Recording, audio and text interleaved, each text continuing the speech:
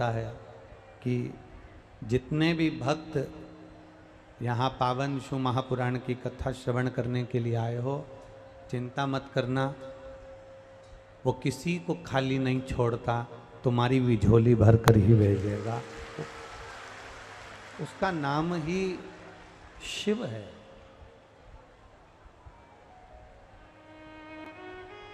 वो ओघड़ी है, देने में पीछे नहीं हटता, प्रदान करने में पीछे नहीं हटता। महाराज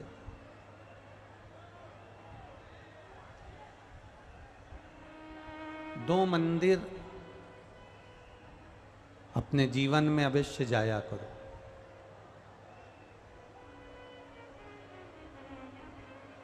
अगर मानव का शरीर मिला है तो दो मंदिर जाने में पीछे मत हटना। वो दो मंदिर भगवान के दरवाजे पर, दो मंदिर अवश्य जाया करो। पहला मंदिर है परमात्मा का मंदिर और दूसरा है ये आत्मा का मंदिर। ये दो मंदिर में प्रवेश अवश्य होना चाहिए।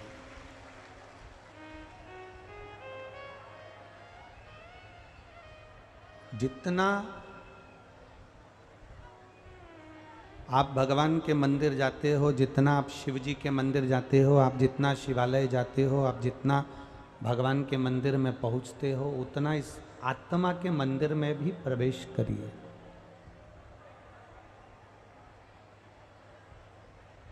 उतना इस आत्मा के मंदिर में भी जाने का प्रयास करिए।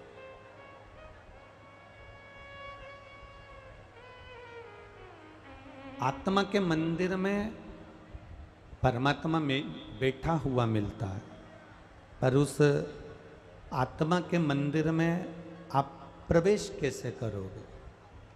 शिव महापुराण की कथा कहती है, किसी भूखे को भोजन कराकर, किसी प्यासे को पानी पिलाकर,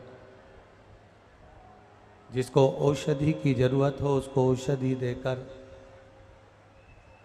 जिसको धैर्य की जरूरत है उसको धैर्य प्रदान कर कर, जिसको जिस चीज की उसको जरूरत लग रही है उसके जीवन में, अगर उसका दुख थोड़ा भी हल्का कर सको, उसका दुख थोड़ा भी समाप्त कर सको, तो उससे बढ़कर कोई सुख नहीं है महाराज। यह आत्मा का मंदिर का प्रवेश द्वार है। यह आत्मा के मंदिर का ये प्रवेश द्वार है।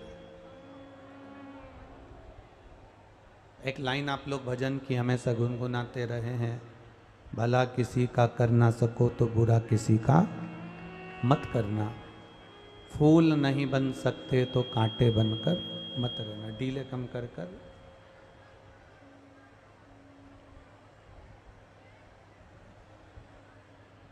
यह आत्मा का जो मंदिर है,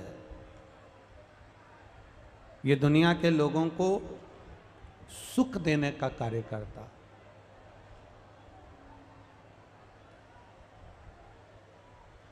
आप जब निकलते हो, आप जब जाते हो, गाड़ी में बैठकर जा रहे होते हो, कोई मांगने वाला आपके पीछे पड़ गया, कोई मांगने वाला आपके यहाँ आ गया, कोई मांगने वाला आपके पीछे पड़ गया।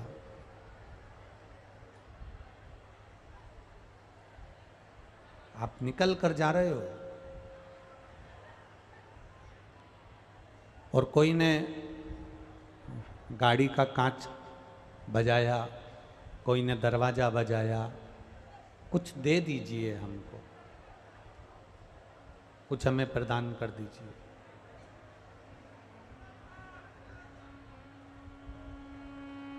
और एक सरल सी बात है, एक जायज सी बात है।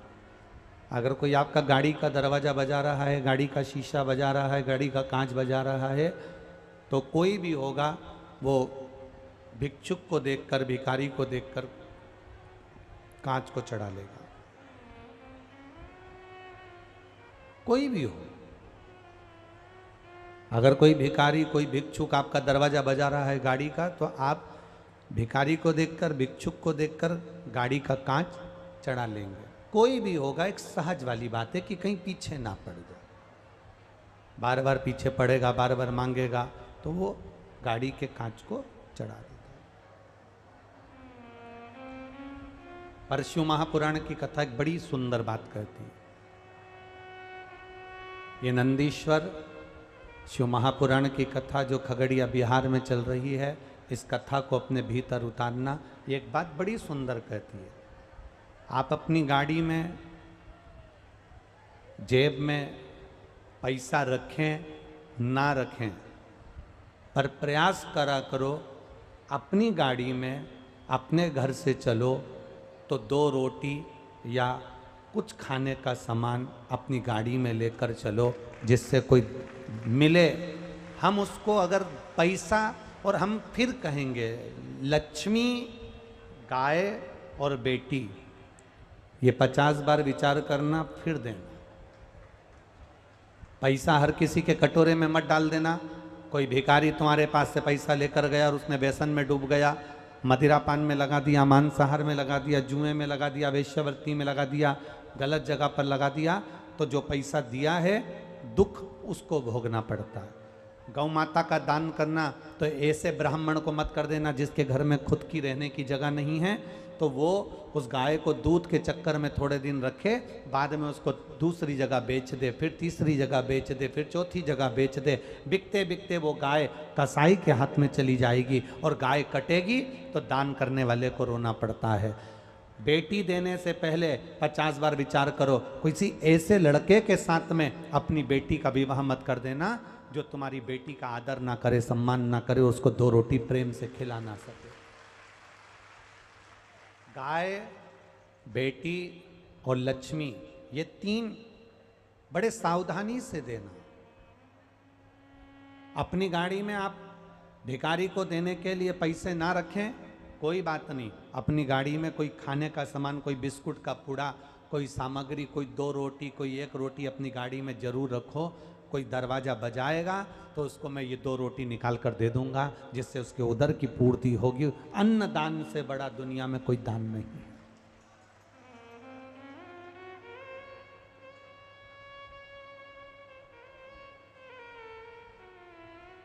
अन्नदान से बड़ा दुनिया में कोई दान नहीं है। दुनिया का कोई ऐसा दान नहीं जो अन्नदान से कम हो। अन्नदान के बराबर दान होता ही नहीं है।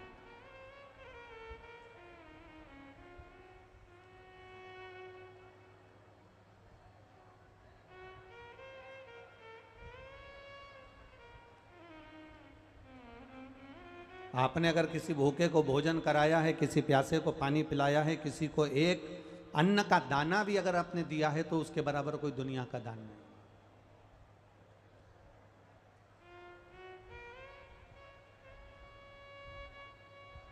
उसके बराबर दुनिया का कोई सुख नहीं, उसके बराबर दुनिया का कोई आनंद नहीं।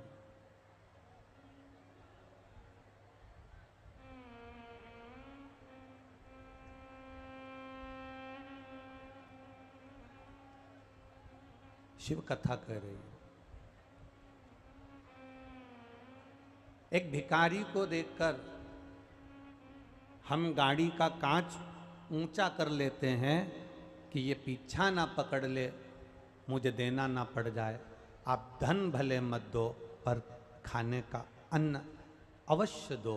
शिव पुराण कहती है, जैसे हम भिखारी को देखकर कांच चढ़ा लेते हैं, मान लो तुम भगवान के मंदिर गए और तुमने भगवान से कुछ मांगा और भगवान ने भी अपना कांच चढ़ा लिया, तो तुम्हें कैसा लगेगा, वो विचार करो।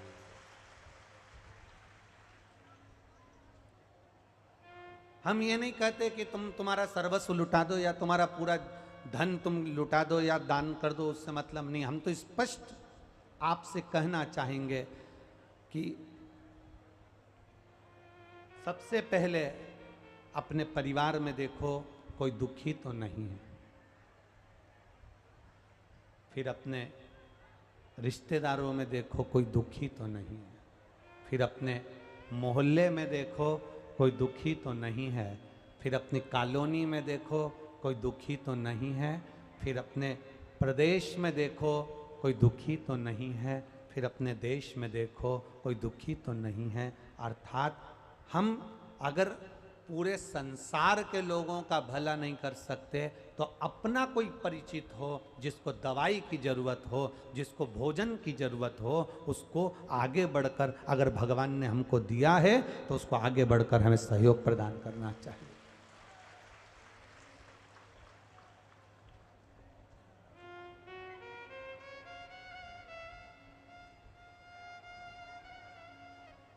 बहुत अंतर है हमारा संसार के लोगों में, और समझने की बात है।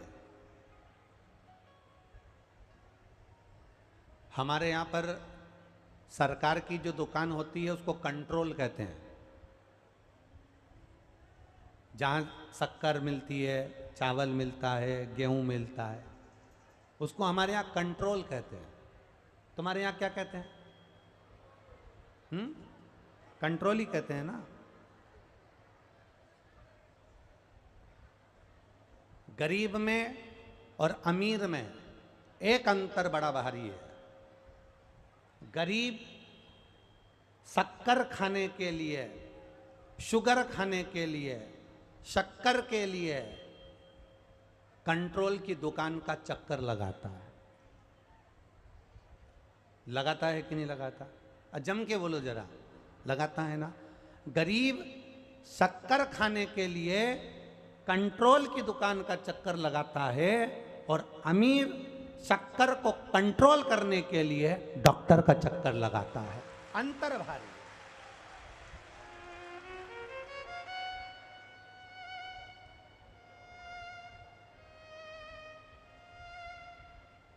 गरीब शक्कर खाने के लिए कि मेरे को शक्कर चाहिए, मैं चाय पीऊंगा, मैं दूध पीऊंगा, मैं दही में डालूंगा, मैं मिठाई बनाऊंगा, मैं पकवान बनाऊंगा। गरीब शक्कर खाने के लिए कंट्रोल दुकान का चक्कर लगाता है, और अमीर शुगर को, शक्कर को कंट्रोल करने के लिए डॉक्टर का चक्कर लगाता है। इन दोनों में जमीन और आसमान का अंतर है। भगवान से प्रार्थना करना, हम कंट्रोल का चक्कर लगाने चल जाएगा, पर डॉक्टर का चक्कर मत लगवाना, ऐसी कृपा हमारे ऊपर कर रखना।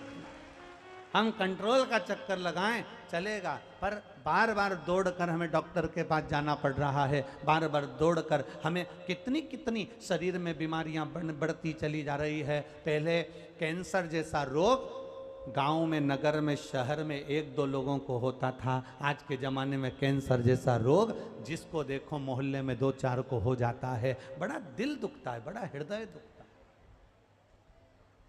ये लीवर, ये किडनी, ये डैमेज होती थी, खराब होती थी, कुछ इक्का दुक्का लोगों की हो जाती थी। पर आज के समय में जिसको देखो हर 4-8 घर छोड़ के किसी ना किसी को दुख है।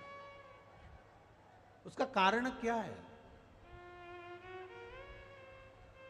अपने दुख का निवारण कैसे कर सकते हो? अपने दुख को कैसे समाप्त कर सकते हो? हमारा केवल इतना सा निवेदन है, अपने दुख का निवारण करने का सबसे सुंदर तरीका है, अपने घर से निकलो तो अपने घर से कुछ अन्न का, बिस्कुट हो, ब्रेड हो, या रोटी हो, या चावल हो, या तुम्हारे घर में जो सामग्री हो, पत्नी से कहना 2 रोटी ज़्यादा बनाना। क्यों? मेरी गाड़ी में रख देना, पेपर में लपेट कर। मैं चौराहे से निकलता हूँ, लोग दरवाज़ा बजाते हैं मेरी गाड़ी का, मैं उनको ये 2 रोटी दे दूंगा। मैं वहाँ से निकलूँगा तो मैं इनको ये दे दूंगा। मैं, कोई बच्चे भूखे मिलेंगे तो मैं उनको दे दूंगा।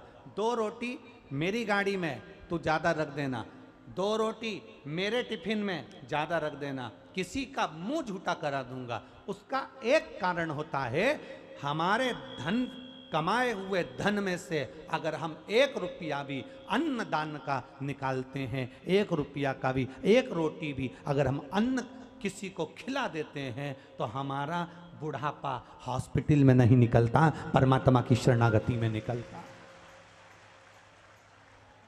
हमारा बुढ़ापा डॉक्टर के चक्कर काटते नहीं निकलता, हमारा बुढ़ापा भगवान की शरणागति में निकलता है। हमने करा क्या? कमाया और अपने ऊपर खर्च कर लिया, भोग कर लिया, भोग करा, भोग करा, भोग करा, खूब अपने ऊपर लगाया, पर अपनी कमाई का हम एक अंश भी निकाल कर परमात्मा की शरणागति में नहीं लगा पाए। महाराज, कितना किस्मत वाला है ये गोस्वामी परिवार। श्री नवीन कुमार जी गोस्वामी और उनकी धर्म पत्नी श्रीमती खुशबू जी गोस्वामी, आपको हम धन्यवाद देते हैं कि आपने अपनी कमाई का सदुपयोग करा है और अपनी जिंदगी का सदुपयोग करा है। कुर्सी, सत्ता, वैभव, राजसी ठाट, तुम्हारा वैभव, तुम्हारी कुर्सी, तुम्हारी सत्ता, तुम्हारा सुख तुम्हारे पास में बहुत मिलेगा, पर उस कुर्सी, उस सत्ता, उस वैभव और उस आनंद में जब तक तुम्हारी चले तब तक तुम जिंदगी में एक धर्म का कार्य करते चलना, तो तुम्हारी कुर्सी और सत्ता का वैभव भी हमेशा टिका रहेगा। अगर हम धर्म से दूर हो गए, परमात्मा की भक्ति से दूर हो गए, भगवान के भजन से दूर हो गए, स्मरण से दूर हो गए, तो दुख भोगना ही पड़ता है। अरे मत बुरे कर्म कर बंदे वरना पछताएगा, भगवान की आंखों से तू बच नहीं पाएगा, तू बच नहीं पाएगा। अरे ओ अज्ञानी मत करना दानी, अरे ओ अज्ञानी मत कर, तेरे कर्म का फल भी तू ही पाएगा, जैसा किया तूने तेरे आगे आएगा। मत बुरे कर्म कर बंदे वरना पछताएगा, भगवान की आंखों से तू बच नहीं पाएगा, तू बच नहीं। संसार में दुख सबके साथ में है। कोई सुखी इस संसार सागर में अगर आकर कोई सुखी हो जाए, ये बहुत बड़ी बात है। महाराज शिव पुराण कहती है, कोई तन दुखी, कोई मन दुखी, कोई धन बिन रहत उदास, तुलसी या संसार में सुखी राम का दास। संसार में एक सुखी है जो परमात्मा की शरणागति में बैठा है। आप 3 घंटे कथा में बैठे हो ना, आपके 7 दिन कैसे निकल जाएंगे आपको मालूम नहीं पड़ेगा। कब कथा चालू हुई और कब आज कथा विराम होने वाली है आपको मालूम नहीं पड़ेगा। आते थे इतना धक्का तो तुमने कहीं जगह नहीं खाया होगा जितना धक्का तुमने शिव महापुराण की कथा में खाया होगा। कई जगह पर कथा होती है तो बहुत सारे वीआईपी आते हैं, कई जगह कथा होती है बहुत सारे वीआईपी आते हैं, और बाहर जो पुलिस वाले खड़े होते हैं, गार्ड खड़े होते हैं, कार्यकर्ता खड़े होते हैं, वो वीआईपी को पहचानते नहीं, उनको धक्का मार कर निकाल देते हैं। चल निकलो, जाओ उधर, उधर से बैठो, चलो।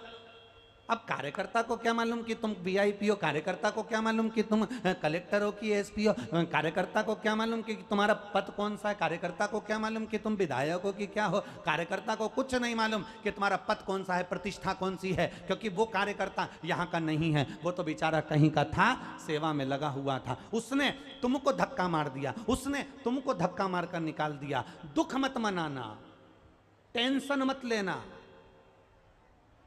हमारे भीतर कहीं ना कहीं अपनी पद का अहंकार हमारे अंदर पैदा होते जा रहा था, बढ़ते चले जा रहा था, बढ़ते चले जा रहा था। तो शंकर जी की कथा में पहुंचते से किसी एक कार्यकर्ता ने तुम्हारे उस अहंकार को शून्य पर लाकर छोड़ दिया। उसे धन्यवाद देना कि तूने मेरे ऊपर बड़ी कृपा कर दी। उसने हमारे अहंकार को तोड़ दिया और बड़ी कृपा करी। और ध्यान रखना, जो शंकर भगवान की कथा में जो शिव के द्वार पर धक्के खा लेता है, वो दुनिया में फिर कहीं के धक्के नहीं खाता है, ये निश्चित। कई लोग कहते हैं हम कथा में आए थे, हमारा कोई सम्मान नहीं हुआ, हमारा कोई मान नहीं हुआ, हमारी कोई प्रतिष्ठा ही नहीं हुई, हमें तो कोई ने इज्जत ही नहीं दी, हमें तो बैठने के लिए कुर्सी नहीं दी, हमें तो बैठने के लिए आसन नहीं दिया, हमें तो बैठने के लिए ये नहीं दिया, हमें तो बैठने के लिए वो नहीं दिया।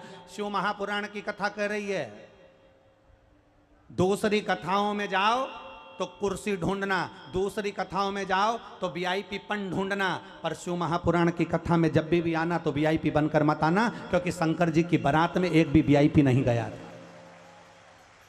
शिव जी की शादी में एक भी वीआईपी नहीं था भगवान शंकर की शादी में। मेरे नारायण भगवान की शादी हुई, 33 कोटि देवताओं को बुलाया। ब्रह्मा जी की शादी हुई, 33 कोटि देवताओं को बुलाया। इंद्र की शादी हुई, 33 कोटि देवताओं को बुलाया। सारे देवताओं की शादी में 33 कोटि देवता आए। शंकर भगवान की शादी में 33 कोटि देवताओं को निमंत्रण नहीं भेजा, अपने आप आए।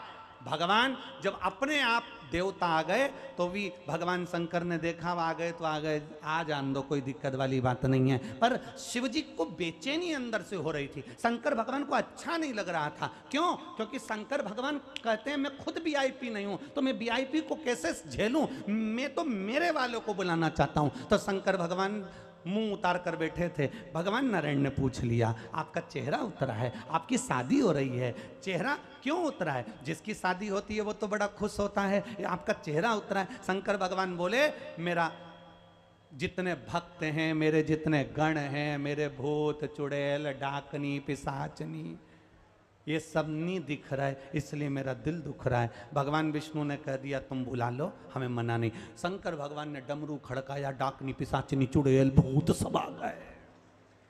सब किसी को मतलब नहीं कौन वीआईपी था कौन क्या था, वहां तो सब अड़भंगे होकर नाच रहे थे। आगे आगे देवता कत्थक कर रहे थे, कत्थक।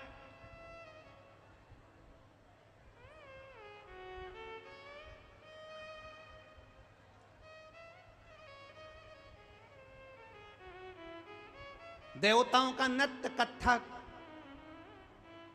नैनों को मटकाते हुए, हाथों को मटकाते हुए, पांवों को मटकाते हुए देवता कत्थक कर रहे थे, अप्सराएं कत्थक कर रही थी। और सारे जितने गंधर्व अप्सराएं देवता सब गंधर्व सब कत्थक कर रहे हैं, नृत्य कर रहे हैं। इतने में एक शंकर भगवान के गण ने कत्थक करने वाले को देख लिया, और कत्थक करने वाले को देखा तो शंकर भगवान के गण ने अपने गणों से कहा कि अपने को तो नाचना भी नहीं आता, ये तो कितनी जोरदार नाच रही, ऐसी ऐसी कर रही। तो इतने में गण शंकर भगवान के पास गया और शिव जी से पूछा, हमें नाचना नहीं आता, हम क्या करें? शंकर भगवान बोले, वो जैसे हाथ फेंक रही है ऐसे तुम अपने शरीर के जितने अंग सब फेंकना चालू करो, नाच हो जाएगा। बस देवता कत्थक नाच रहे थे, कोई भांगड़ा नाच रहा था, कोई गरबा कर रहा था। भूत चुड़ैल जो नाच रहे थे वो ब्रह्मा जी के भी संपट में नहीं पड़ा, उनकी भी बुद्धि में नहीं आया, आखिर इस डांस का मैं नाम क्या दूं, इस डांस का मैं नाम क्या दूं? भगवान विष्णु ने ब्रह्मा जी से पूछा, ये देवता नाच रहा है, कोई कत्थक कर रहा, कोई गरबा कर रहा, कोई भांगड़ा कर रहा, कोई कत्थक कर रहा है, ये भूत चुड़ैल जो नाच रहे हैं इनके नाचने का कोई नाम है क्या? इतने में ब्रह्मा जी ने कहा, जो समझ में नहीं आए उसी का नाम मैंने कलयुग में डिस्को कह दिया है। ये जितने रुद्रगण नाच रहे हैं, जितने डाकनी पिशाचनी भूत चुड़ैल नाच रहे हैं, ये सब डिस्को कर रहे हैं। और तुम देखना आज के समय में लोग डिस्को ऐसा करते जैसे पूरा शरीर में देवी देवता आ गए हैं, पूरे शरीर।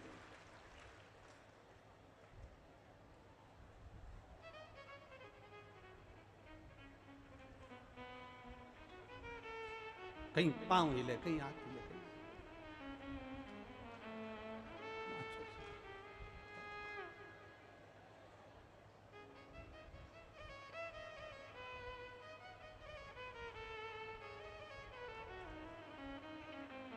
कहीं कहीं तो लोग जमीन पे भी सो के नाचते हैं। एक गाना चलवा लेते हैं, मैं तेरी दुश्मन दुश्मन तू मेरा, मैं नागन तू सपेरा। तो वो जमीन पे सो सो के नाच।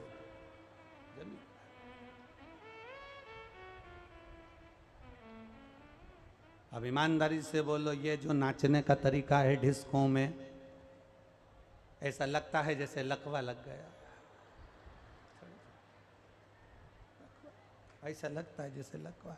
तो कोई ये जो डिस्को का तरीका आया तो ये किसी दूसरे ने नहीं दिया, ये मेरे महादेव के गणों ने दिया कि हमें नहीं आता इसलिए हमने ये नाच दिया। शिव को पसंद आ गया ना, बस बहुत है। शंकर को प्रिय लग गया, बस बहुत। महाराज ऐसा दुनिया में कौन है जिसको दुख नहीं है? ऐसा दुनिया में कौन है जिसको तकलीफ नहीं? सबको है। बस जो मानव का शरीर मिला है उस मानव के शरीर में प्रसन्न रहने का, ऐसा नहीं दुख किसी को नहीं होता। घर में पत्नी इसलिए दुखी है कि गैस की टंकी नहीं है। पत्नी काय के लिए दुखी है? बोलो, जम के बोलो, कि गैस की टंकी नहीं।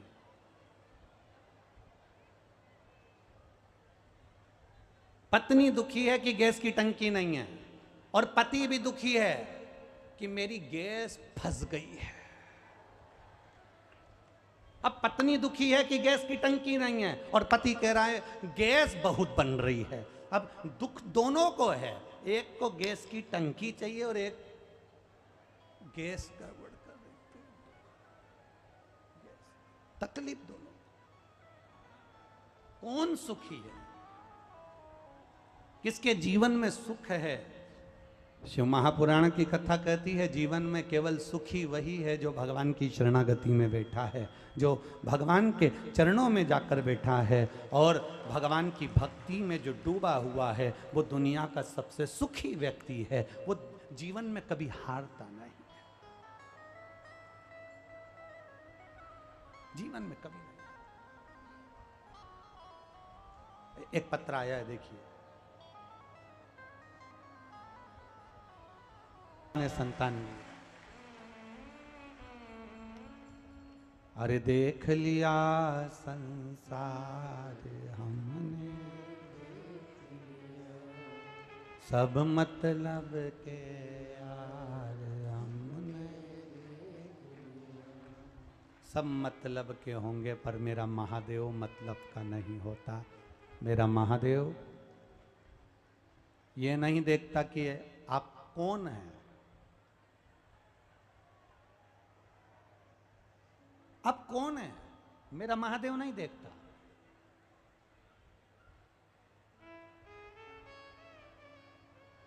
अब क्षत्रिय हैं, वैश्य हैं, ब्राह्मण हैं, शूद्र हैं, अब कौन है? मेरा महादेव नहीं देखेगा। मेरा महादेव तो इतना जानता है कि जो मेरे को दिल से भज लेता है, जो मुझे दिल से पुकार लेता है, जो मुझे दिल से अपना मान लेता है, मेरा बाबा कहता है मैं उसको खाली नहीं छोड़ता, उसकी झोली भर कर ही छोड़ता। दिल से पुकार। लोग कहते हैं सीहोर वाले महाराज उपाय बताते हैं, टोटका बता देते हैं। तुम्हारी मर्जी पड़े, तुम जो बोलो कि सीहोर वाला महाराज टोटका बताए कि उपाय बताए, पर शिव पुराण कहती है, शंकर की कथा में जो हमने पढ़ा है, शिव महापुराण में, स्कंद पुराण में, लिंग पुराण में, नर्मदा पुराण में, पद्म पुराण में, गर्ग संहिता में और गीता प्रेस गोरखपुर की एक एक कल्याण में, जो शंकर के बारे में जैसा जैसा अनुष्ठान हमने पढ़ा, वैसा वैसा आपको इस शिव महापुराण के माध्यम से आप तक पहुंचा दिया। अब करना नहीं करना आपके ऊपर है। इस बेटी ने करा, तारीख का इंतजार करा, और शुक्ल पक्ष की अष्टमी तिथि को आपने कहा था एक ब्राह्मण परिवार को उसके बच्चे के साथ बेलपत्री के पेड़ के नीचे भोजन कराना, खीर खिलाना। उसकी बची हुई खीर पति पत्नी दोनों बेलपत्री के पेड़ के नीचे खाकर दीप जलाकर पूजन कर कर वापिस सजाना। बाबा दे, उसने उपाय भी लिख दिया कि मैंने कौन सा उपाय करा था।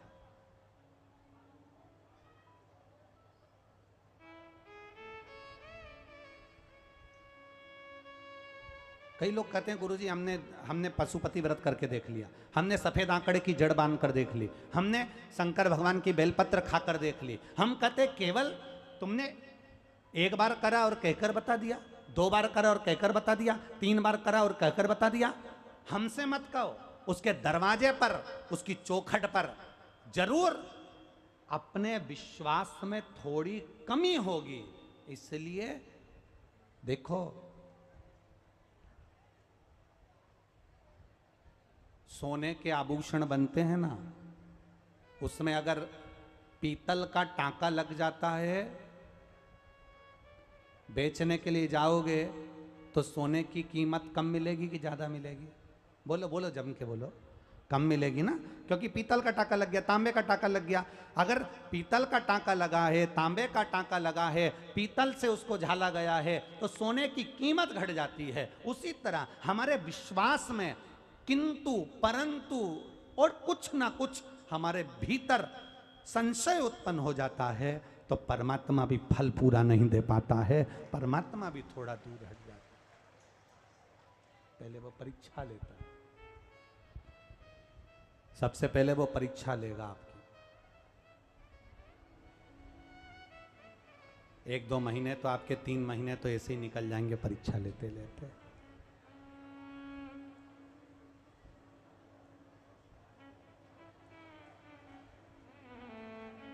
पूरे बेटे को, तुम्हारा बेटा 10वीं में है, 12वीं में है, 8वीं में है, 5वीं में है, चतुर्थी में है, तीसरी में है, 12वीं का एग्ज़ाम दे रहा है, 9वीं का एग्ज़ाम दे रहा है, 10वीं का एग्ज़ाम दे रहा है, 8वीं का एग्ज़ाम दे रहा है। तुम्हारा बच्चा एकदम बिना पढ़े,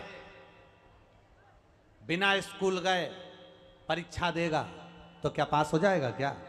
अरे बोलो जम के, नहीं होगा। बच्चे को साल भर पढ़ना पड़ेगा, बच्चे को साल भर स्कूल जाना पड़ेगा, बच्चे को स्कूल में बैठकर अपनी हाजिरी भरवाना पड़ेगी, बच्चे को अपनी क्लास में रोज पहुंचना पड़ेगा, बच्चे को अपना स्कूल रोज अटेंड करना पड़ेगा। जो बच्चा नियम से स्कूल जाता है, जो बच्चा नियम से टीचर ने जो बताया, बच्चा वैसा वैसा अगर तैयारी कर लेता है, टीचर ने जो बोला बच्चे ने वैसी पढ़ाई कर ली, टीचर ने जो बोला बच्चे ने वैसा होमवर्क कर लिया, टीचर ने जो बोला बच्चे ने अगर वैसा वैसा काम कर लिया, तो उस बच्चे को जिंदगी में कोई फेल नहीं कर सकता, वो बच्चा पास होकर ही मानता है। साल भर पढ़ना पड़ता है, तब एग्जाम दी जाती है, तब रिजल्ट आता है। उसी तरह हमें भी शंकर के मंदिर में साल भर जाना पड़ता है, भगवान शंकर को 1 लोटा जल चढ़ाना पड़ता है। उनके टीचर ने जो बताया वैसा उस बच्चे ने करा तो पास हो जाता है, और इस टीचर ने तुमको जो बताया उसके नियम से करने होगे तो पास हो जाओगे, ये निश्चितता है। ये पढ़ाई पर, आपकी बुद्धि पर यह भाव आना चाहिए कि आप कर क्या रहे हो, आप कैसा आनंद लेना चाहते हो, आप कैसा भजन करना चाहते हो, आप कितना कीर्तन करना चाहते हो, आप ये ऊपर है।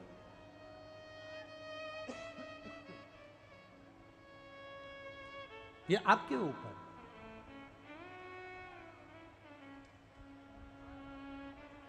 शिव कथा कह रही है, भगवान शंकर का संवाद कर रहा, शिव महापुराण की कथा।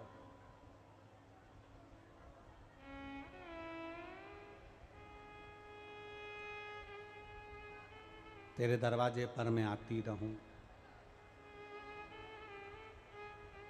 तेरा भजन में गाती रहूं, इससे बढ़कर दुनिया का कोई सुख नहीं है।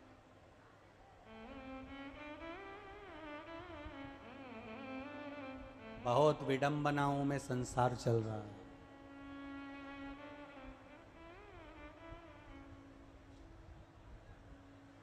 बहुत विडंबनाओं में संसार चल रहा है।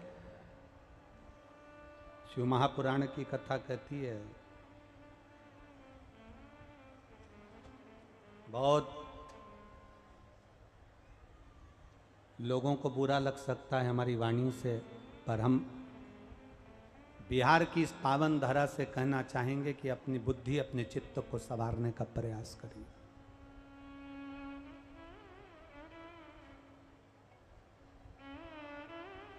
तन को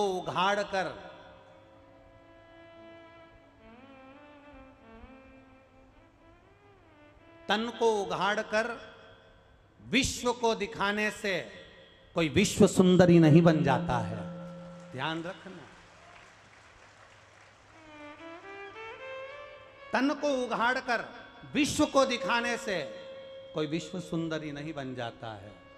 विश्व सुंदरी का खिताब तो उसको दिया जाता है जो वस्त्र भी पूरे पहने और अपने सुंदरता को और अपने कुल को बचाने के लिए स्वयं अग्नि में भी कूद जाए, जैसे रानी पद्मावती थी, कूद गई अपने कुल को बचाने के लिए, अपने आप को बचाने के लिए। विश्व सुंदरी का खिताब दुनिया को कम कपड़े पहनकर दिखाने से प्राप्त नहीं होता। विश्व सुंदरी का खिताब तन पर पूरा वस्त्र हो, तन ढका हो, और अपने कुल की, अपने परिवार की, अपने पति की, अपने परिवार की इज्जत बनाकर जो चले, वो विश्व सुंदरी कहलाती है। तन दिखाने से विश्व सुंदरी का खिताब नहीं होता।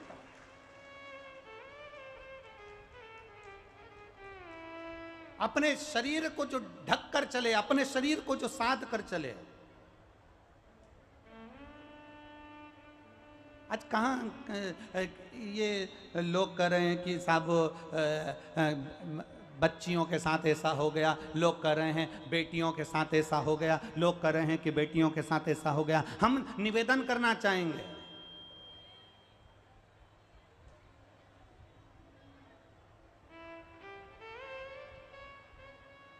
बनने वाली फिल्मों पर, बनने वाले नाटकों पर अगर थोड़ा सा कंट्रोल करा जाए और उन नाटक में आने वाली बेटियों को, नाटक में आने वाली बहनों को कपड़े हमारे सनातन हिंदू धर्म के व्यवहारिक पहनाए जाएं, तो आने वाली पीढ़ी भी उनके जैसे कपड़े पहनना चालू कर देगी। वस्त्र की सुंदरता से आपकी सुंदरता,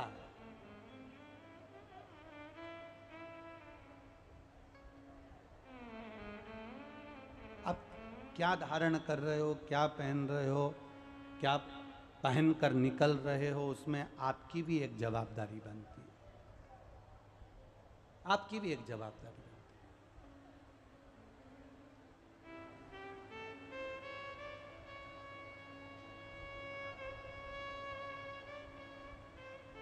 है। भगवान की भक्ति, उस पर किया गया भरोसा, उस पर की गई दृढ़ता हमारे जीवन में सुख का अनुभव करा देती है। कोई आपसे कह दे कि मैं आपको दुखी नहीं होने दूंगा, कोई आपसे कह दे मैं तुझे तकलीफ में नहीं आने दूंगा, फालतू की बात है, फालतू।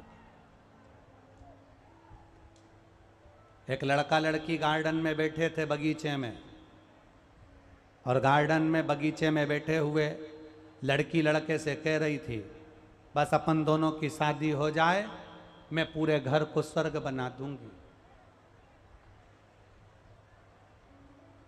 एक बार मैं शादी करके तुम्हारे घर में आ जाऊं, पूरे घर को स्वर्ग बना दूंगी। वहीं से एक व्यक्ति निकल कर जा रहा था और उसने घूम कर देखा कि कितनी विचित्र बात कह रही है कि एक बार अपनी शादी हो जाए, मैं घर को स्वर्ग बना दूंगी। तो उस व्यक्ति ने चिल्ला कर कहा, ये घर को स्वर्ग बनाएगी और घर में रहने वालों को स्वर्गवासी बनाएगी। जितने घर में रह रहे होंगे उनको स्वर्गवासी का निश्चितता।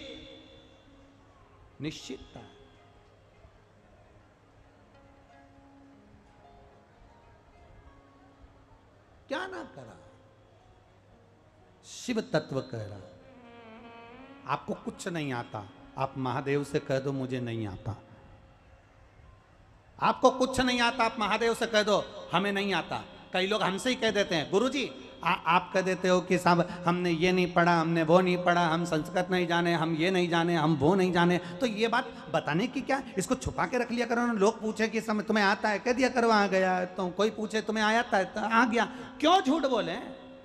सत्यम शिवम सुंदरम। अपनी जिंदगी को जितनी साफ होकर जियोगे, अपनी जिंदगी को जितनी निर्मलता के साथ जियोगे। एक लड़की अपने पति से कह दे मेरे को सब बनाना आता है, सब बनाना आता है, सब बनाना आता है, सब बनाना आता है, और मालूम पड़े बनाना आता है, बनाना आता है कह देती है, और मालूम पड़े शादी करके ससुराल में आ जाए और इतने में सास ने कह दिया बेटा आइसक्रीम बनाना आता है? हाँ मम्मी आता है, बना दे जरा आइसक्रीम। और वो आइसक्रीम बनाने बैठी और अपने अटैची में से पुस्तक निकाल के लाई, और पुस्तक में लिखा था 2 किलो दूध को धीमी आंच में गैस पे रखकर हिलाओ।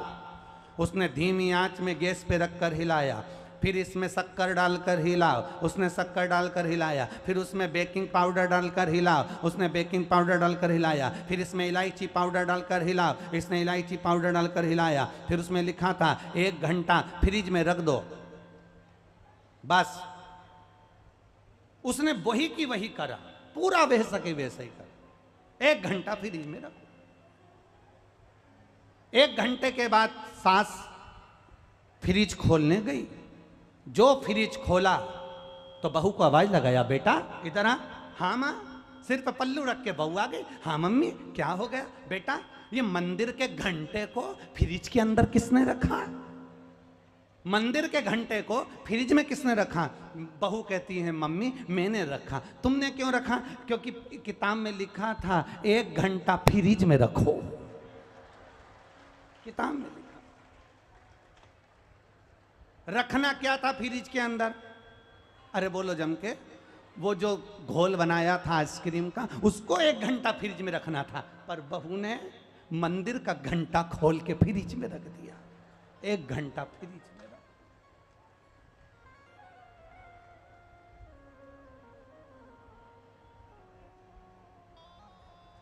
इससे तो मुंह से कह देती मम्मी मेरे को बनाना नहीं। सत्य बोलो। दुनिया बोलेगी मरने के बाद राम नाम। अच्छे से तो बोलो, राम नाम सत्य है, बोल लेना चाहिए। मालूम अपने मरने के बाद दूसरे बोलेंगे, अपन कब बोलेंगे? इसलिए बोलते चलो, राम का नाम तो लेते चलो। नंदीश्वर शिव महापुराण की कथा कहती है, नंदी भगवान शंकर का प्रिय बना। एक दिन स्वयं नंदी एक दिन भगवान शिव जी से कहता है, बाबा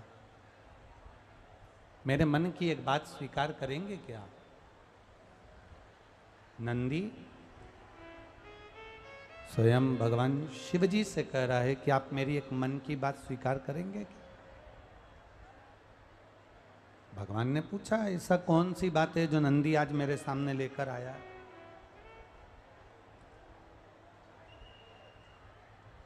आखिर ऐसी कौन सी बात है जो नंदी के हृदय में है और वो मुझे बोलना चाहता है, मुझे कहना चाहता है?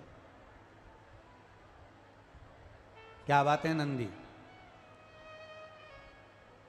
क्या कहना चाहते हो तुम? नंदी बहुत सुंदर था, बहुत सुंदर। शिलाद मुनि का जो पुत्र था वो इतना सुंदर, क्योंकि मेरे ओघड़दानी मेरे शंकर भगवान इतने सुंदर हैं कि दुनिया के लोग हर जितनी भी आरती होती है, जितनी भी स्तुति होती है, आरती के बाद चाहे तुम राम जी की आरती गाओ, चाहे कृष्ण जी की आरती गाओ, देवी जी की आरती गाओ, चाहे देवता की आरती गाओ, चाहे किसी की भी आरती गाओ, आखिरी में आरती में शंकर भगवान का नाम तो तुमको लेना ही पड़ता है। कर्पूर गौरम कर्णाव तारम, ये बोलना ही पड़ता है। क्यों? क्योंकि शिव सर्वाधिक सुंदर है, शंकर भगवान अति सुंदर है, इसलिए उनके नाम क्या गया था? सत्यम शिवम सुंदर। बहुत सुंदर है मेरे महादेव, मेरे शंकर भगवान बहुत सुंदर। अब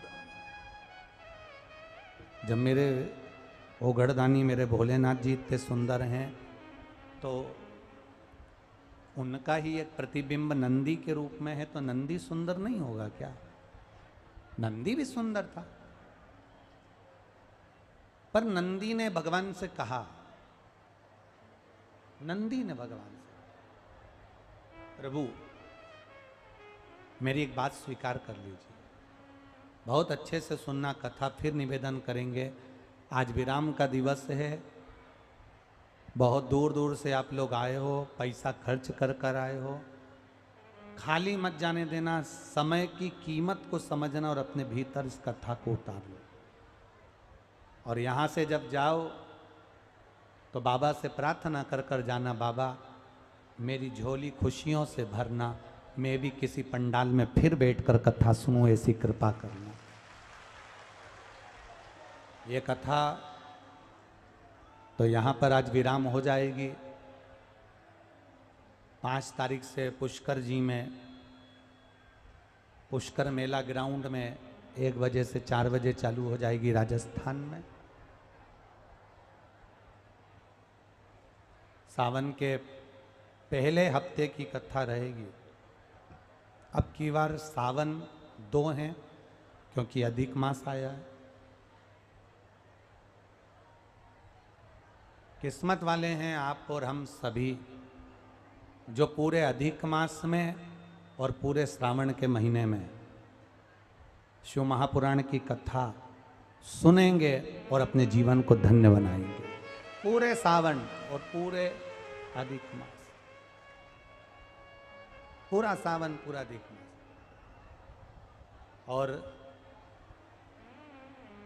एक भाव मन में आया है, आप सब लोगों का सहयोग मिलेगा तो मन की कामना बाबा पूरी करेगा। एक मन में भाव आया है कि पूरा सावन और पूरा अधिक मास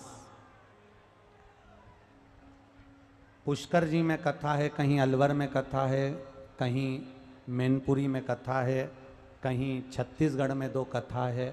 तो ऐसा मन में भाव आया है कि सावन का महीना और अधिक मास में पहली कथा से लेकर अधिक मास के विराम तक जितनी भी कथा 6-7 जितनी कथा सावन और अधिक मास में है, सारी कथाओं में ऐसा मन में भाव है कि जहाँ भी शिव पुराण की कथा हो वहाँ विठलेश सेवा समिति का कुबेरेश्वर धाम का एक काउंटर बने, जिस काउंटर से सुबह से लेकर शाम तक प्रसाद वितरण अर्थात साबूदाने की खिचड़ी या चावल खिचड़ी या अन्य पोहा आदि वितरण होता रहे, जिससे लोगों का उदर पूर्ति होता रहे। क्योंकि अन्न दान से बड़ा दुनिया का कोई दान नहीं है। और मेरा विश्वास कहता है, जितने लोग आस्था चैनल पर कथा सुन रहे हैं, जितने फेसबुक यूट्यूब पर कथा सुन रहे हैं, आप सबका सहयोग उसमें मिलेगा और आप लोगों की तरफ से भी लोग उसमें लगातार अन्न भाग ग्रहण करेंगे। ये शिव तत्व की प्राप्ति है। उसका कारण होता है, समितियां कार्यक्रम कराती हैं, कई बार व्यवस्थाएं, उनका भोजन का समय होता है या उनकी भोजन की व्यवस्था होती है आगे पीछे हो जाती है, कोई भूखा है उसको ना मिल पाए, इसलिए उसको ध्यान में रखते हुए पूरे सावन और पूरा अधिक मास बाबा ने बनाया तो पूड़ी सब्जी, बाबा ने बनाई तो खिचड़ी, बाबा ने बनाया तो साबूदाने की खिचड़ी, बाबा ने जैसा बना दिया पोहा अधिक अधिक, पूरे हर जगह जहाँ कथा होगी सावन में और अधिक मास में और आप लोगों का सहयोग मिलेगा तो बाबा ये भंडारा कथाओं में चलाता रहे। शिव तत्व औघड़ी है। और सीहोर के कार्यकर्ता भी उस भंडारे में पहुंचेंगे और भोजन लोगों को भंडारा प्रसाद खिलाएंगे। और विश्वास है जिस क्षेत्र में, जिस नगर में भंडारे का क्रम होगा उस क्षेत्र के लोग भी उसमें बढ़ चढ़कर हिस्सा लेकर उसको चलाएंगे। शिव तत्व को जाने, अपने भीतर एक भाव प्रकट करिए शंकर भगवान को जानने का।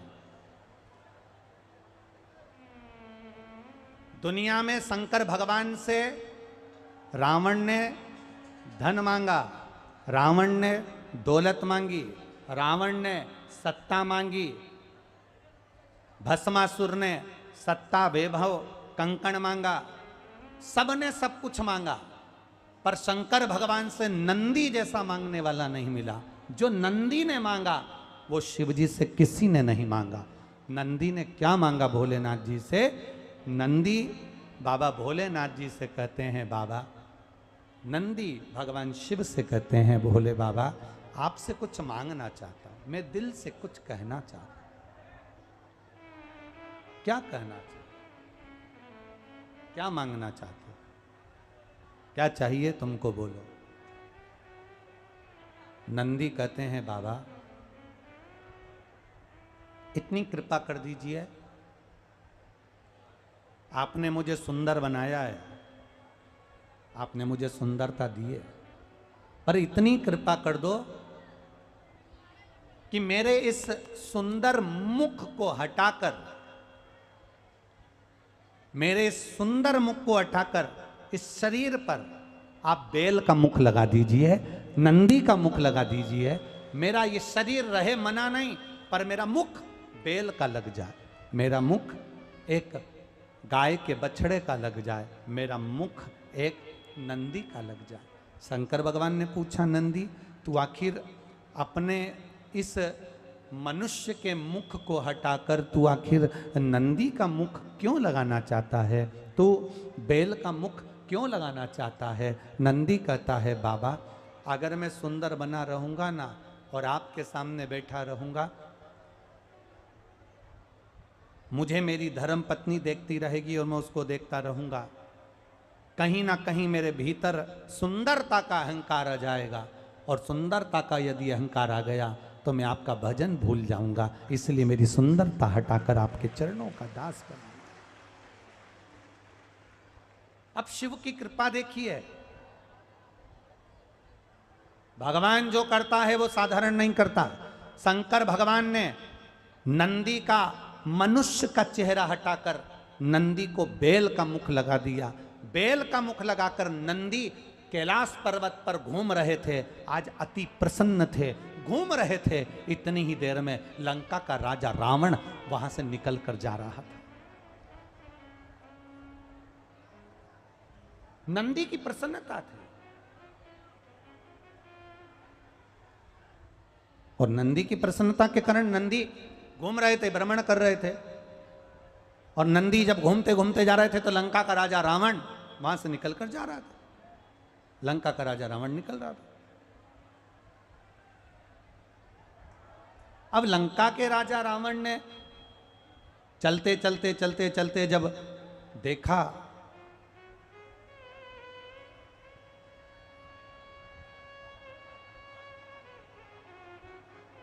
अहंकार आने में देरी नहीं लगती महाराज, अभिमान आने में देरी नहीं लगती है।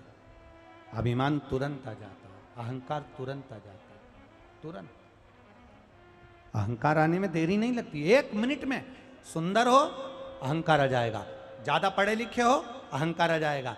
तुम मुझे जानते नहीं हो, तुम क्या पढ़े हो, तुम क्या जानते हो, मैं पढ़ी लिखी हूं। एक बहू कह देती है अपनी सास से, तुम्हारी मम्मी तो अनपढ़ है, तुम्हारी माँ तो अनपढ़ है, उनको क्या आता है, मैं पढ़ी लिखी हूं। एक बात का अनुभव रखना, पढ़े लिखे कितने भी हो पर पुराना, भले वो 5वीं फेल होगी तुम्हारी सास, पर उसका अनुभव तुम्हारे पढ़े लिखे के जीवन से भी ज्यादा अनुभव उसके जीवन में होता है। कभी कभी अनुभव काम आता है, कभी कभी अनुभव हमारे काम आ जाता है। कभी कभी एक आड़ा टेढ़ा पाइप, बिल्कुल आड़ा टेढ़ा पाइप, उस आड़े टेढ़े पाइप में एक तार अंदर डालना, एक वायर अंदर डालना, और वो वायर पाइप में नहीं जा रहा। 4 इंजीनियर टोपी लगाकर खड़े थे, 5 इंजीनियर खड़े थे, पर वो तार अंदर नहीं जा पा रहा था। 3 दिन निकल गए। एक किसान, खेती करने वाला, फसल लगाने वाला किसान जा रहा था। उसने कहा, बाबूजी मैं आपको देख रहा हूं, आप 3 दिन से परेशान हो रहे हो, ये तार नहीं जा रहा, क्या मैं इस तार को अंदर डाल दूं? इतने में इंजीनियरों ने कहा, हम इंजीनियर हैं, पढ़ाई करिए, तुम्हारे जैसे गंवार नहीं है जो तुम तार को अंदर डाल दोगे। जब हमें 3 दिन लग गए, जा नहीं रहा, तो तुम कैसे डाल दोगे? बाबूजी मैं डाल सकता हूं। इतने में एक इंजीनियर का डाल के बता, ले डाल। इतने में किसान गया और किसान जाकर एक चूहे को पकड़ कर लाया। चूहे को पकड़ कर लाकर उसने पूंछ से तार को बांध दिया, पाइप के अंदर छोड़ दिया, चूहा बाहर, तार निकल कर बाहर हो गया, तार बाहर। कभी कभी पढ़ाई के साथ अनुभव भी हमारा काम कर जाता है। जरूरी नहीं कि तुम्हारी सास पढ़ी लिखी नहीं है, तुम्हारी सास विद्वान नहीं है, तुम्हारी सास ने MBA BA नहीं करा, MTech नहीं करा, CA नहीं करा, डॉक्टरी की पढ़ाई नहीं करी, इंजीनियरिंग की पढ़ाई नहीं करी, तुम्हारी सास ने हो सकता है कॉलेज की पढ़ाई नहीं करी, पर सास भले पढ़ी लिखी ना हो पर उसका अनुभव बहुत पुराना होता है, दुनिया के धक्के खाकर वो आगे बढ़ी होती है, तो तुम्हारे लिए ज्ञान के मार्ग को प्रशस्त कर देती है। उसको समझो। अहंकार कभी भी आ सकता, उस अहम को हमें दबाना है, उस अहंकार को प्रकट मत होने दो। आप सुंदर हो अहंकार आ सकता है। आप विद्वान हो, अहंकार आ सकता है। आप ज्ञानवान हो, अहंकार आ सकता है। आपने सारे वेद, सारे पुराण, सारे शास्त्र सब पढ़ रखे हैं, आप में विद्वत्ता का अहंकार आ सकता है कि मैंने जो पढ़ रखा है, क्या जानता है कोई, मैंने पढ़ रखा है, एक एक श्लोक याद है, एक एक अक्षर याद है, एक एक शब्द याद है, पूरा रटा रटाया है मेरे को, ये तुम्हें अहंकार आ सकता है। तुम्हारे पास में वैभव है, दौलत है, गाड़ी है, धन है, पत्नी है, बच्चे हैं, कुटुंब है, अहंकार आ सकता है। शिव महापुराण की कथा कहती है, रावण के पास में सारा वैभव था, सारी सत्ता थी, 9 ग्रह बंदी बने हुए थे, सब कुछ रावण के पास में था, पर रावण अपनी जिह्वा पर और अपने अहंकार पर कंट्रोल नहीं कर पाया और रावण का अहंकार प्रकट हो गया। कैलाश पर घूमते घूमते रावण ने नंदी को देखा और नंदी को देखकर रावण हंसकर कह दिया, बताओ, मनुष्य का शरीर है और बैल का मुंह लगा है, नंदी का मुंह लगा है। रावण 10 मुख से हंसना प्रारंभ कर दिया।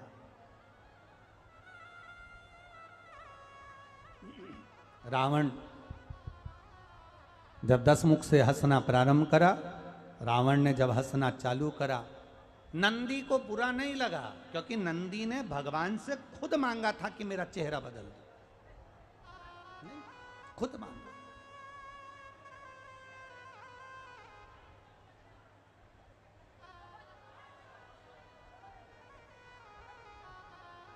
आप भगवान से मांगो, परंतु सोच समझ के मांगो।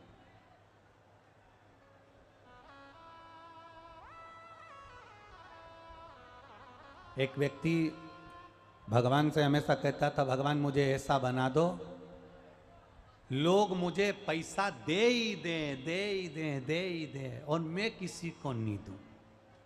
भगवान ने उसको भिखारी बना दिया। लोग उसको पैसा देते ही देते और भिखारी किसी को नहीं देता। एक व्यक्ति ने कहा, भगवान मुझे ऐसी कृपा कर दो, मेरे आगे पीछे गाड़ियां ही गाड़ियां दौड़े, खूब गाड़ियां मेरे आगे पीछे हो। भगवान ने उसको ट्रैफिक सिग्नल पर बना दिया, दौड़ाते रहो, सीटी बजाकर इधर, इधर, इधर। ये भगवान से मांगने की चीजें नहीं है कि साहब गाड़ी दे देना, साहब मुझे लोग दें, ये दे देना। भगवान से अगर मांगना है तो भगवान से प्रार्थना करना कि देना हो तो दीजिए, जन्म जन्म का साथ, जन्म जन्म का साथ। मेरे सिर पर रख दो बाबा अपने ये दोनों, और देना हो तो दीजिए, जन्म। बस अगर उसका साथ मिल गया, वो आपके साथ में हो गए, उनका यदि साथ मिल गया, वो आपके हो गए, आप उनके हो गए, फिर कुछ मांगने की जरूरत नहीं पड़ेगी, ना गाड़ी मांगना पड़ेगी, ना धन मांगना पड़ेगा, वो आपके साथ है, फिर कुछ नहीं।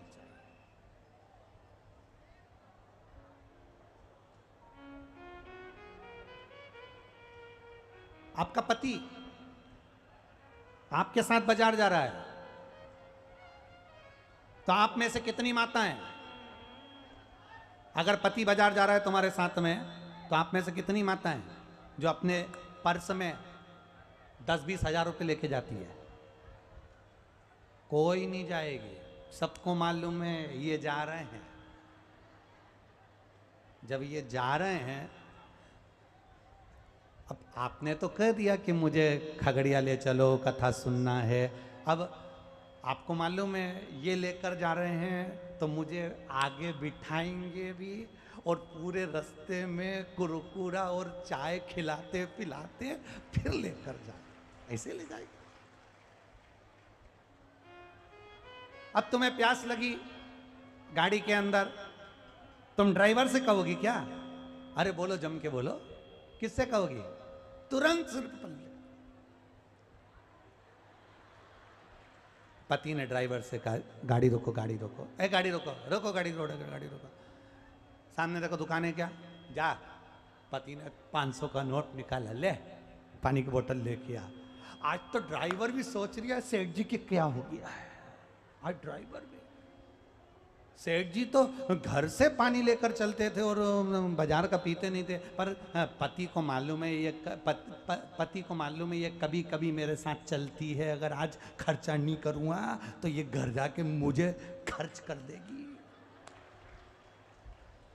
इसलिए पति साथ चल रहा है, पत्नी को पर्स में पैसा ले जाने की जरूरत नहीं पड़ती। अगर मेरा महादेव साथ चल रहा है तो आपको कुछ सोचने की जरूरत नहीं पड़ती। बिठाएगा भी वो और खिलाएगा भी वो।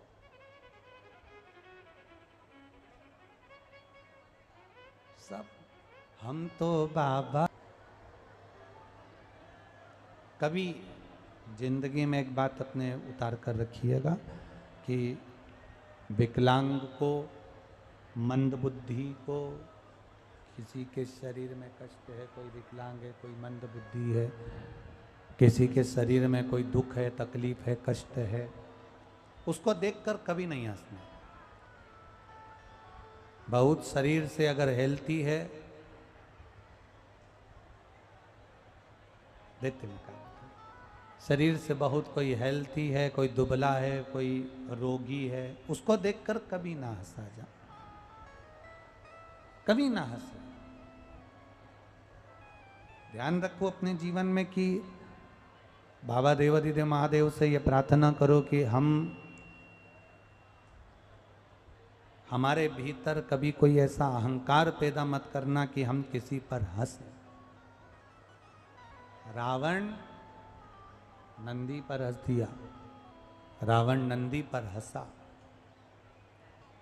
और नंदी पर रावण जब हंसा तो नंदीश्वर कुछ बोले नहीं, जा रहे थे नंदी तो निकलकर, रावण नंदी का हाथ पकड़े और नंदी का हाथ पकड़कर रावण ने फिर ठाका लगा, फिर हंसा।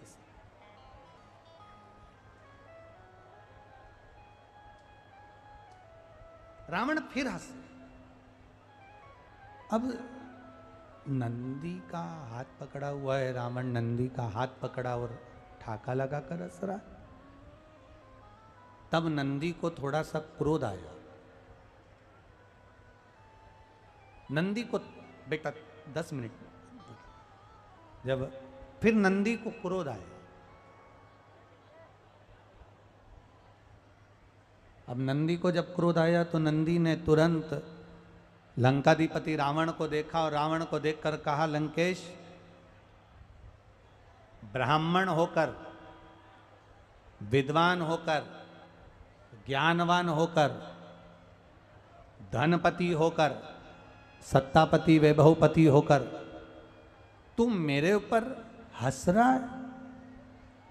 एक अज्ञानी व्यक्ति अगर किसी पर हंसे, एक अज्ञानी व्यक्ति अगर किसी पर उपहास करे, एक अज्ञानी व्यक्ति अगर किसी पर हंसे, एक अज्ञानी व्यक्ति अगर किसी पर उपहास करे तो चल जाए, परंतु ज्ञानवान, विद्वान, ज्ञानी होकर अगर कोई हंस रहा है, ज्ञानी होकर अगर कोई खिल्ली उड़ा रहा है, ज्ञानी होकर कोई अपशब्द कह रहा है, तो ये श्रेष्ठता नहीं बनती। अज्ञानी करेगा चल जाएगा, अज्ञानी करेगा तो चलेगा, पर ज्ञानी होकर अगर कोई कुछ कर रहा है, ज्ञानी होकर अगर कोई हंस रहा है, ज्ञानी होकर अगर कोई उपहास कर रहा है, ज्ञानी होकर यदि अपशब्द बोल रहा है, तो वो नहीं चले, वो श्रेष्ठता नहीं। शिव महापुराण की कथा कर रही है, भगवान शंकर का संवाद कर रहा है, शिव तत्व कह रहा है। नंदी को क्रोध आया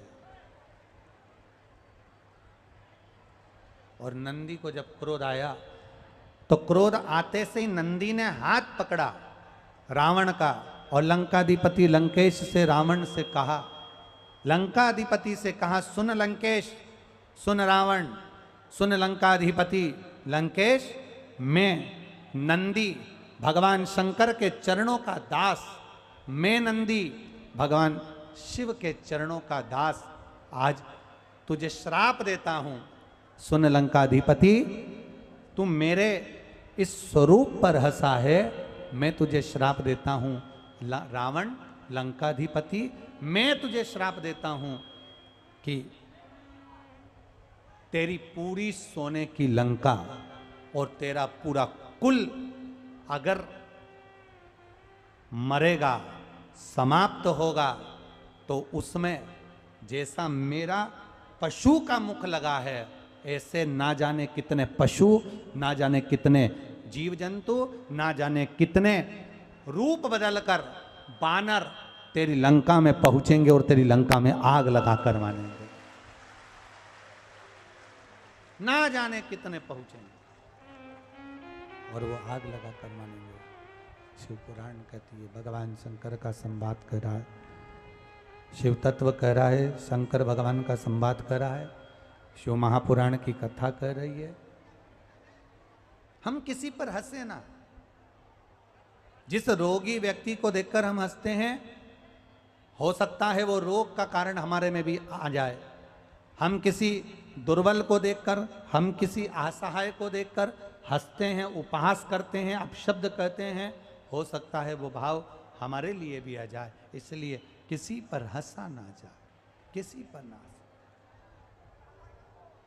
भला किसी का करना सको तो बुरा किसी का ना करना, फूल नहीं बन सकते तो कांटे बनकर मत रहना। आप अच्छा करने का प्रयास करिए, अपने जीवन को श्रेष्ठ बनाने का प्रयास करिए। आया समय,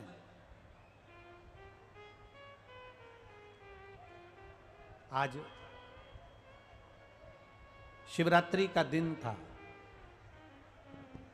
और शिवरात्रि का दिन, जिस दिन भगवान शंकर के शिवलिंग के प्रागट्य का दिन है, भगवान शंकर के प्रागट्य का अवसर है, भगवान शिव के प्रागट्य का अवसर है, शिवरात्रि का दिन था।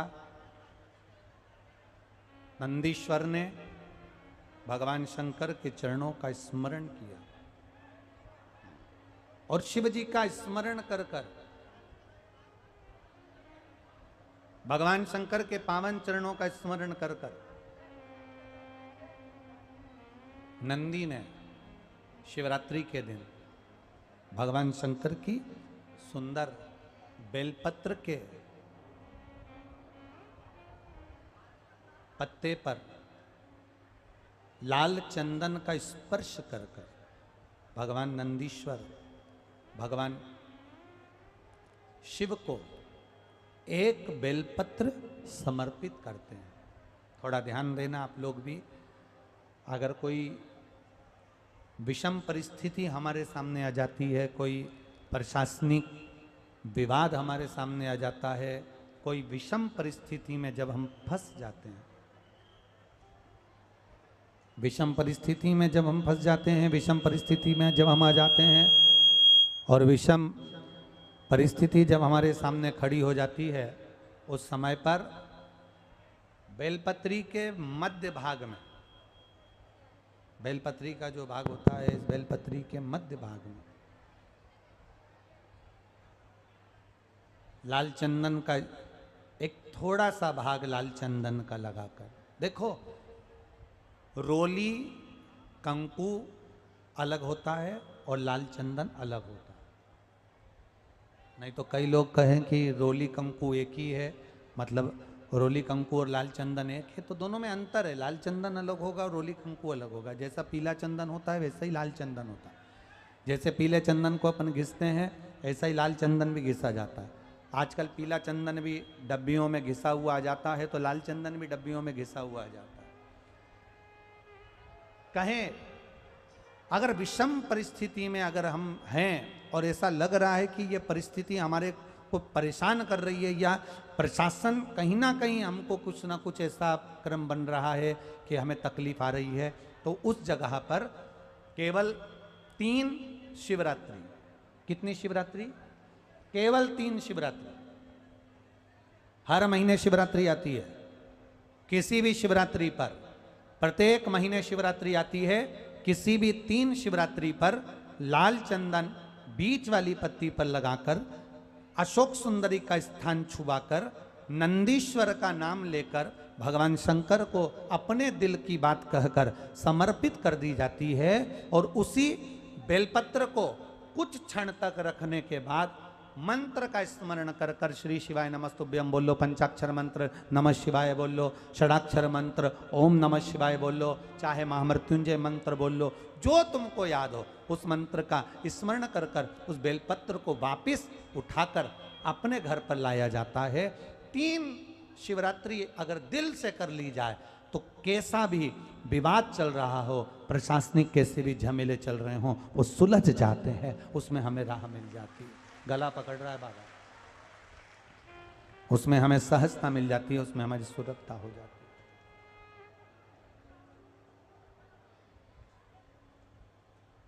है। एक बेलपत्र नंदीश्वर का नाम स्मरण कर कर चढ़ाई जाए।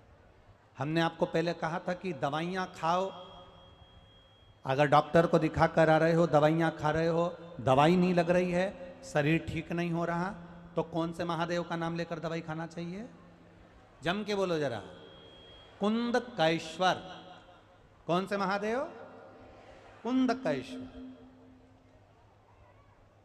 अगर हमको लग रहा है कि हमेशा घर में क्लेश हो रहा है, लड़ाई हो रही है, झगड़ा हो रहा है, विवाद पर विवाद हो रहा है, तो लोटा भर कर जल अवधूतेश्वर महादेव का नाम लेकर चढ़ाया जाता है। कौन से महादेव? अवधूतेश्वर। भगवान का अवधूतेश्वर नाम लेकर चढ़ाया जाता है, शिव तत्व की प्राप्ति हो जाती है, भगवान शंकर का संवाद हो जाता है, शंकर का गुणगान हो जाता है। वर्णन आया आगे सुंदर शिव महापुराण में एक बड़ा सुंदर भाव वर्णित करते हुए 12 ज्योतिर्लिंग का स्मरण कराया।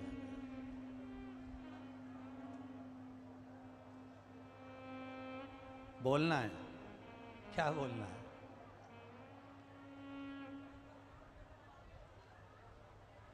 हाँ,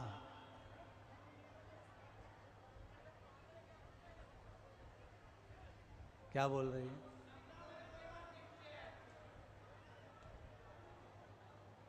दे जरा माइक दे उसको, पहुंचाओ, जल्दी पहुंचाओ, समय थोड़ा सा कम है, जरा जल्दी करो।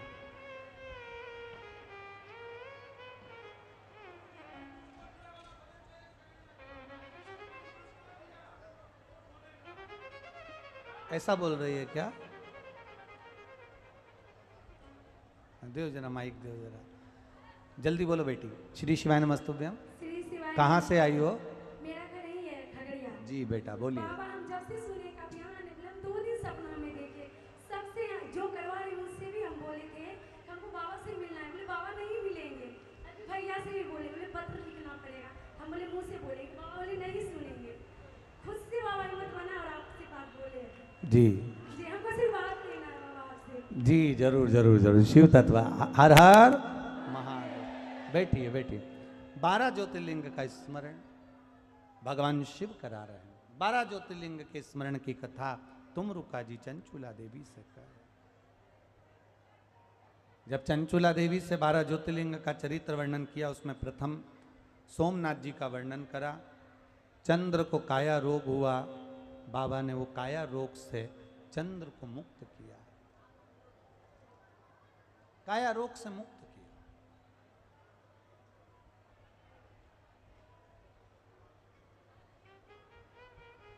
जब षडानंद कार्तिकेय जी रुष्ट होकर चले जाते हैं, षडानंद कार्तिकेय जी जब रूठ कर चले जाते हैं, तब षडानंद कार्तिकेय जी को मनाने के लिए माता पार्वती जी और भगवान शिव दोनों जाते हैं और षडानंद कार्तिकेय जी को मनाकर वापिस आते हैं। महाराज षडानंद कार्तिकेय जी को मनाकर आते हैं, भगवान मल्लिकार्जुन के रूप में विराजमान होते हैं। अगला वर्णन आया है श्री महाकाल। दूषण नाम के राक्षस का संहार करने के लिए भगवान कालाधिपति महाकाल बने।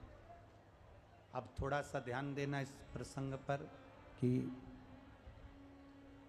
जब अपने भक्त पर संकट आता है, बेस कम कर कर थोड़ा सा करना बाबा। जब अपने भक्त पर संकट आता है और जब अपने भक्त पर संकट घिरने लगता है, संकट आने लगता है, संकट जब अपने भक्त पर आ जाता है तब मेरा देव महादेव, मेरा शिव अपने भक्त के संकट को मिटाने के लिए प्रकट होता है। शिव कथा कहती है, भगवान शंकर का संवाद कर रहा है, भगवान शंकर का चरित्र कहता है। आप अगर शंकर की भक्ति में डूबे हुए हो, भगवान शिव की भक्ति में लगे हुए हो, शंकर भगवान की भक्ति में अगर तुम रमे हुए हो, तो यह निश्चित है, भगवान शंकर की भक्ति में अगर तुम रमे हुए हो, भगवान शंकर की भक्ति अगर तुम कर रहे हो, तो ये निश्चित है कि तुम्हें जवाब देने की जरूरत नहीं पड़ती। कान लगा के सुन लो, तुम्हें जवाब देने की जरूरत नहीं पड़ती है। जवाब तुम्हें नहीं देना पड़ेगा। अगर आप शंकर भगवान को एक लोटा जल चढ़ा रहे हो, शिव की भक्ति कर रहे हो, शंकर भगवान का गुणगान कर रहे हो, शिव नाम में डूबे हुए हो, तो जवाब तुम्हें नहीं देना है। जवाब देने वाला स्वयं काल अधिपति महाकाल राजा बैठा हुआ है, वो जवाब दे देता है। आपको जवाब देने की जरूरत नहीं पड़ती, आपको जवाब नहीं देना पड़ता।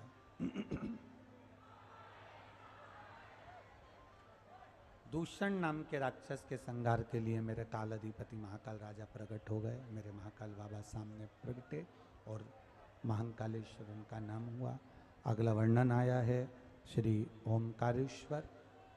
विंध्य नामक पर्वत के तप करने पर भगवान ओमकारेश्वर के रूप में प्रकट हुए। ओमकार के रूप में नर्मदा जी के घाट पर वो प्रकट होते हैं। अगला वर्णन आया श्री केदारनाथ। नर नारायण ने तप किया और नर नारायण तप कर कर भगवान शिव को प्राप्त करें।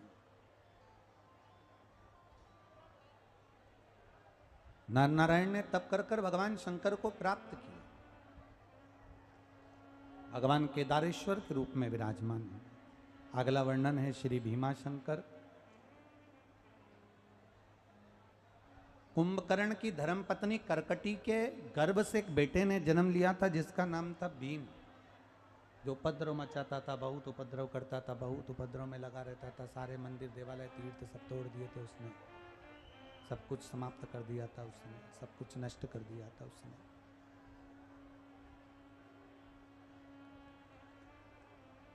उपद्रव कर करके सब कुछ नष्ट कर दिया। शिवजी ने आकर भीम का संहार करा और शिवजी का नाम भीमा शंकर हुआ। अगला वर्णन है काशी विश्वनाथ। मनु शत्रुपा ने तप कर कर भगवान को काशी में विराजमान किया। अगला वर्णन है श्री त्र्यंबकेश्वर। गौतम बाबा पर जब गौ हत्या का दोष लगा, भगवान ब्रह्मा विष्णु और महेश का स्मरण करा, और स्मरण करा तो ब्रह्मा विष्णु महेश तीनों छोटे छोटे लिंग के रूप में वहाँ विराजमान हुए और गौतम बाबा पर से गौ हत्या के दोष को मिटाया। अगला वर्णन है श्री वैद्यनाथ। रावण भगवान शिव को लेकर जा रहे थे और संध्या करने के लिए जब रुके तब भूमि पर शिवलिंग को रख दिया गया और वो शिवलिंग हिला नहीं, तो बाबा वैद्यनाथ के रूप में विराजमान हो गए। वैद्यनाथ जी के रूप में विराजमान।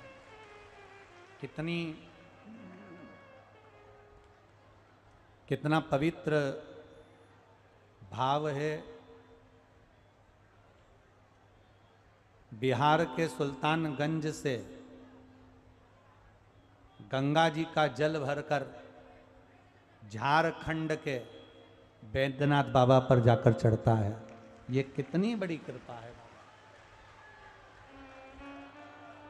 कितनी करुणा, कितनी कृपा, कितनी दया, कितनी उदारता है। जरा विचार करिएगा जरा। बिहार के भक्त साधारण नहीं है, सहज नहीं है बिहार का भक्त। शंकर भगवान को बिहार के निवासी कितने प्रिय होंगे, जरा विचार करिएगा कि गंगा का जल भी बुलवाते हैं तो बिहार का बुलवाकर और अपना स्नान करवाते हैं झारखंड में बैठकर। बोल बम का नारा है। कितनी कितनी कृपा वो देवघर वाला करता होगा, कितनी कृपा वो बाबा करता होगा, जरा विचार कर।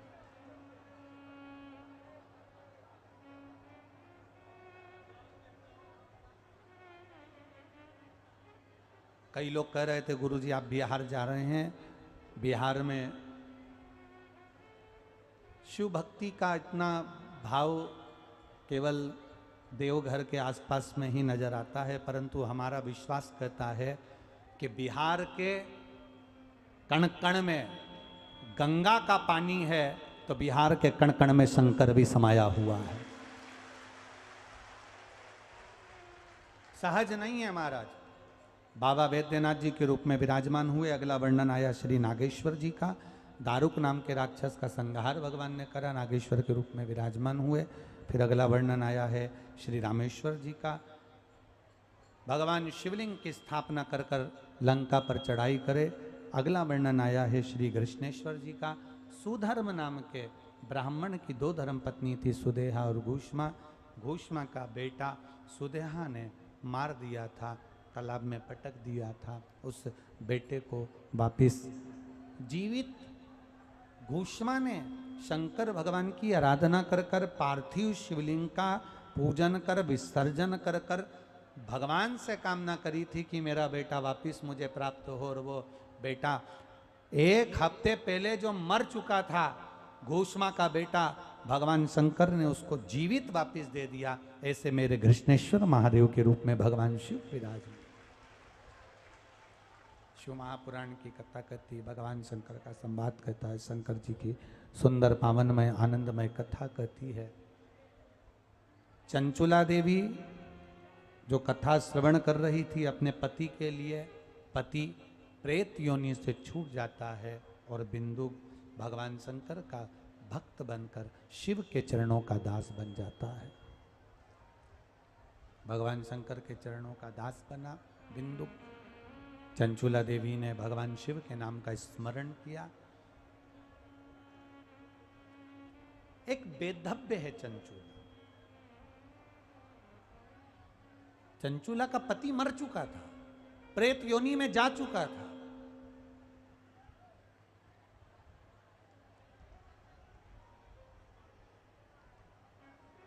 अब पति प्रेत योनि में चला गया और चंचुला विधवा बेधव्य अकेली कितनी दुखी होगी, कितना दुख उसके भीतर होगा।